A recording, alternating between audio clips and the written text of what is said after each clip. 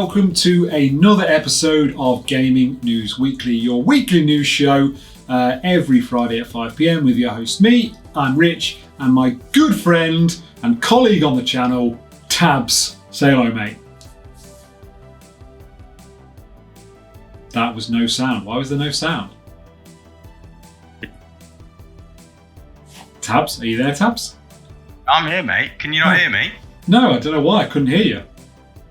Maybe it's the noise cancelling. I did say hello, BArcadians. Promised. Right.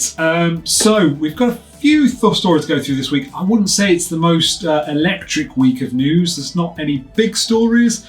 As usual, there's a story in there that's very close to the heart of the channel. Me and Tabs love the game that's about. That's coming up second. But before we get into the proper news stories, we're going to talk about what I've been playing this week. And I have actually been playing some games this week, so I can contribute. But before we get into that, Tabs, what have you been playing? It's been jumping between Ghost of Tsushima, the Iki Island expansion, which was we've just been discussing. I think I've nearly completed the narrative part of it. Just got to dust off all the open world kind of busy work around the island, if you like. So not far on that, and then I've been jumping between that and Skyward Sword. So I'm trying to think where I am on that. I feel like I've done 3 dungeons, and then something else is happening now, and it's like going to kick off another series of dungeons or return to different areas. Yeah, so in a nutshell, but not had a lot of time really, to be honest. It's been a really busy week, personal life, professional life wise, a lot going on. So really just very gently pushing those stones forward on each of those games. Nice. But mate, you are the star of the show this week. Regale us all with your happenings. There's been a couple of games on the go and lots to talk about. Yeah, absolutely. So I've also been playing Ghost of Tsushima. I've completed that on the weekend, maybe, or maybe Monday. So been playing that, really enjoyed that, so good. I really hope that they're going to make a second one on that because it's just such a good game. It really relit my fire to play it. I really enjoyed it. I was actually really disappointed when I'd finished it. I think there's a lot of content there for the price that it is. But yeah, I was disappointed when it's finished. But yeah, lots to do. I think it was a decent uplift. You know, downloadable extras. So that was good. We also did play some. I think this was Legends. Monday. We did play some online, didn't we? On Legends, didn't we, Tabs? We did. Which was good fun. We were helping one of our friends level up. I think about an hour. We managed to get him up, I don't know, 20 levels or something like that. So that was good fun. But then I've also started on Wednesday. No, what day are we on? We're on Thursday. On Tuesday, or maybe Monday, one day this week, I started 12 Minutes. Which I'm really enjoying the puzzle of. Couldn't believe you bought it. We had a conversation, didn't we? That basically I'd looked at the reviews because I think I was perhaps more excited about it initially. Yeah. And then I'd seen something from SkillUp about a dodgy ending. I'd done a little bit of research into it, and it just put me off entirely. But Rich took the plunge, and it does sound really cool from what you said, actually, mate. Yeah, it can be frustrating. It's one of those. It's like a story puzzle. That's how I would describe it. There's very much a puzzle, a sequence that you need to figure out. And I have got stuck circling the same thing constantly for 30 odd minutes. I managed to move past that, but I'm now stuck on another bit, and I'm not sure what to do. I need to revisit it. Didn't get a chance yesterday, so I'm looking forward to that. Yeah, I'm enjoying it. I wouldn't say it's the most glorious looking game I've ever played, but yeah, I think it's a really good idea, even if, like Tab says, maybe the story's a bit weird. The story's not weird for where I've got to, but I'm guessing from what Tab has said, the story gets a bit out there, so yeah, we'll see how that goes. But anyway, I think that's enough of that. Shall we get into the news, Tabs? Let's do it, my friend. Excellent. So first up this week, we have got CD Projekt Red hires modders. Let's get into this, and this comes from GameSpot. Custom development studio Yigsoft has been hired by CD Projekt Red to help iron out bugs in Cyberpunk 2077 while building out official modding support for the open world first-person shooter. Developer CD Projekt Red has scooped up some modders to help the team iron out Cyberpunk 2077 back-end issues and work on official mod support. The news comes by way of a Twitch streamer and YouTuber Tyler McVicker, who spotted in a Discord server that the Budapest-based custom development studio Yigsoft will be joining CD Projekt Red's ranks. Yigsoft is best known for the open source toolkit Woven Kit, which allowed modders to edit any file in CD Projekt Red's titles such as Cyberpunk 2077 and The Witcher 3. We are working with Yigsoft on the development of Cyberpunk 2077 modding tool, a CD Projekt Red spokesperson said. The modding community has always been very important to us, and we are happy to be working with them side by side on further expanding the tools which are available to modders. We are offering no further comment on the topic at this time. This should be viewed as good news for Cyberpunk 2077 community, especially given how rough of a launch the open world game initially had. The game continues to receive patches that fixes crashes and stability and stabilize experience. And earlier this month, CD Projekt Red revealed Cyberpunk 2077 first set of free DLC, which is purely cosmetics. That's it. So she wrote.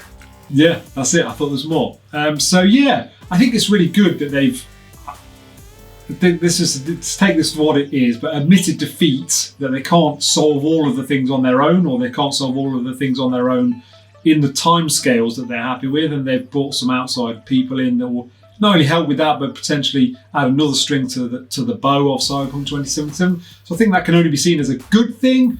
Why this wasn't maybe done earlier on to try and fast track it being a more going concern in terms of its playability, it's hard to say. But I definitely look at this as a good thing. What do you make of this, Tabs? Like you say, you've got to take it as read, and it's a good thing that they are bringing on new people, new talent to help them, be more productive at fixing the experience. There's a more cynical kind of side of me, which, looks at this like, is this them sort of beginning to admit defeat on, they've taken it as far as they can now, and they're kind of passing the baton to almost like an outsourced team who will do as much as they can on an ongoing basis. I don't know. I know I've seen videos on YouTube. I think Massive G, big influence on YouTube with this very bassy baritone voice I sometimes watch. He once did a video about, and it showcased a lot of the mods for Cyberpunk, and it was almost illustrating that the modders out there are actually doing more to fix the game and the experience than CD Projekt Red are themselves, which doesn't say a great deal about the sort of resource and talent they're putting behind the fixes. But no offense if you're working on it. But yeah, I'm sure they won't be watching, Tabs. That's a very good point, my friend. Yeah. But I just feel like, because especially that little bit where it says that their quote, "We're offering no further comments on the topic at this time," that almost suggests that there's a concern about optics how this. Go on. There must be a concern about optics on everything to do with this game now, because the press has been so bad on it. Exactly. But they literally say, don't they, in this comment, that it's more about modding tools, almost distancing them from working on the main game itself and the issues they've had. But then earlier in your article, it actually says to help iron out bugs in Cyberpunk 2077.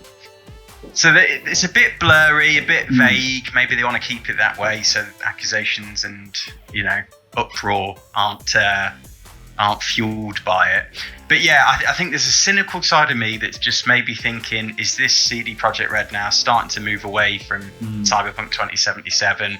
As the hype has faded, no doubt, the fanfare, the people who have bought it or were going to buy it have probably done that by now, and are maybe moving on to other games, consoles, experiences. Is it really worth their time to try and salvage the wreckage? All question marks, but yeah, that's my cynical take on it, and I think we'll leave that one there, mate. Sounds good. Do you want to move us on to the second story, and as always, a story very close to the channel's heart? Absolutely. So, Death Stranding 2, question mark, is the headline today. Comes courtesy of Metro, this article. So, anything Death Stranding, of course, Rich and I are on like flies on shit. I love it. So this is what Metro said. Norman Reedus, who plays the main protagonist in Death Stranding, of course, says that a sequel is being negotiated. Since the release of Death Stranding, there has been speculation over whether Hideo Kojima will make a sequel or not. For the time being, fans do have the director's cut to look forward to, which adds brand new content and some new quality of life features. However, while Kojima hasn't confirmed anything, one of the game's actors seems to think that a sequel is happening. Norman Reedus, who plays leading man Sam Bridges, told reporter Vittoria Pratini from Adoro Cinema via partner site IGN Brazil that a second Death Stranding is being discussed. I think we're doing a second Death Stranding. The game is in negotiation right now. So yay, he said during a roundtable interview for The Walking Dead's 11th season. In July 2021, Kojima Productions told Games Industry Biz that Death Stranding had sold 5 million copies worldwide across both PlayStation 4 and PC, adding that it was very optimistic about the release of the director's cut. So, yes, lovely to hear that there's potentially some life in the franchise yet. I think we were concerned initially that the sales figures were perhaps a bit underwhelming and weren't quite what Sony had expected, and therefore would it get, another lease of life, at least under their publishing. So this suggests, in negotiation, I don't know quite what that means, Rich, but they're just pitching ideas. Are they negotiating a budget? Has it kind of got the green light and they're just figuring out how much they want to put behind it? It's hard to say exactly what that means, but promising. Absolutely. It wouldn't surprise me if there's an element of, because Death Stranding was very divisive. It was very much a Marmite game. You either loved it or you hated it. I don't think there was many people that were in the middle and going, yeah, it's all right. I think those people just didn't play it, They either started it and just put it down and were like, nah, it's not for me or whatever. And it will be very interesting to see whether Sony, who I'm guessing that Kojima will be bidding to make another game, it'll be very interesting to see whether Sony say, yeah, okay, so we really like the game and it sold well, but you need to make it a little bit more accessible to all, make it less Marmite. We want it to sell more copies. Well, they've basically done that with the director's cut, haven't they, mate? And that's had the same polarisation in response, where the diehards like me and you, I think, are a bit like, oh, you're making it too easy now, and you're kind of compromising the original experience. And it's clearly aimed more towards all those people who are sceptical about it, heard it was a walking simulator and didn't want anything to do with it. And it's had this kind of fun injection to try and turn their heads. So maybe that will inform as well the sequel, mate. I don't know the response to that. Possibly, yeah. I guess if the director's cut sells well, then it'll be a given that it'll be, because money talks, doesn't it? At the end of the day, if it sells well, makes lots of money, then I think it'll be a given that we'll get another one. Whether Kojima has his wings clipped a little bit on it, I hope not, because I think that's what we love about Kojima, that he's very in his project, he's very in his his medium, whatever it is, he wants to be his way, he wants to do it his way.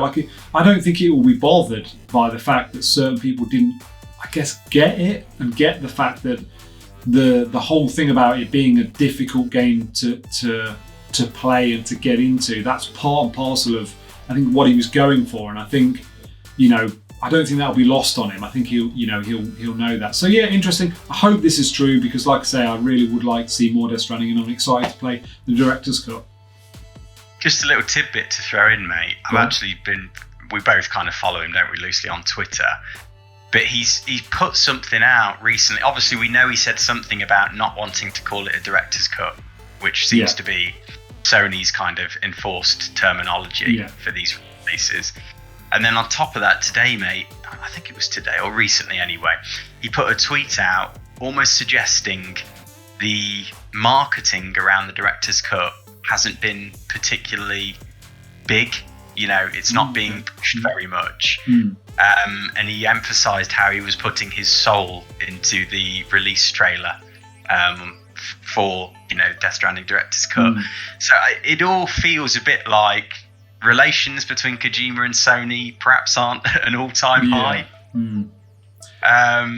So again, what that means for the future of Death Stranding and Kojima Productions at PlayStation, at least, I don't know. But let's hope. I'd love him to stay publishing games for the PS5, mate, for obvious reasons. We own one.